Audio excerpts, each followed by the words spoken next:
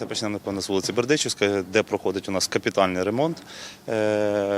Останнє інтерв'ю, яке давав, я казав, що до кінця червня вони повинні виконати ці роботи. В зв'язку з тим, що у нас було 2 тижні дощів, ми асфальтування роботи призупинили, але роботи по підготовці йшлись в будь-яку погоду, без винятку. Тому на сьогоднішній день ми встигаємо в терміни по Великій Бердичівській.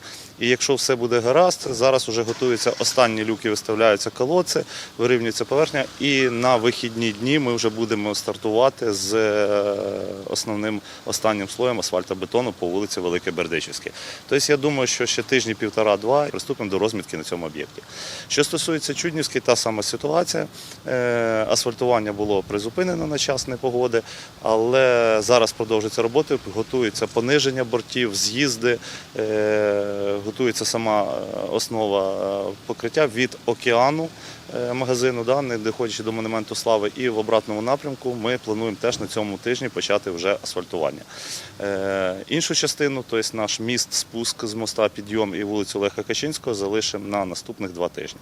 Я думаю, теж і в графіки ми входимо, тому що теж було обіцяно до кінця червня закінчити роботи.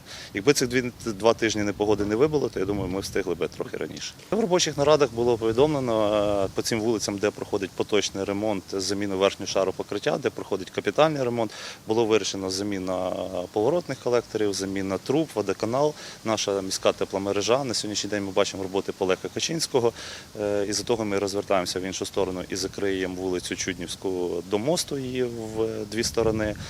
Роботи вони планують, тепломережа планує роботи по виходу з Малої Бердичівської на Леха Качинського закінчити вже на цьому тижні, тому нам буде час зайняти з Леха Качинського на наступному тижні вже починати їх готувати. Те саме по вулиці Великої Бердичівської було замінено на перехресті Шевченка і вода, і каналізація. Частково було відремонтовано більше 30 колодців, замінено практично всі люки, і тепломережа також у нас працює ще на вулиці 1 травня, де роботи були закінчені вже вчора на ранок.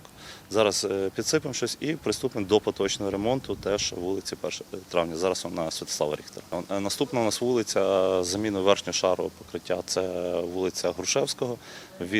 Почнемо від вулиці Перемоги, трамвайні колії і до проспекту Незалежності, тобто аж до району Глобала. Це буде наступний етап. Також плануємо стати вулицю Театральну, Майдан Перемоги в частині, де вона підходить до вулиці Грушевська, та вулиця Покровська. Покровську будемо починати, напевно, з Старої Крошні, де у нас зроблена вже дорога на Черніхов, будемо примикатися і до переїзду, там жахливий зараз стан дороги, тому не робимо аварійний ремонт, тому що воно в планах поточному ремонту. Краще місяць потерпіти, але вже зробити один раз дорогу.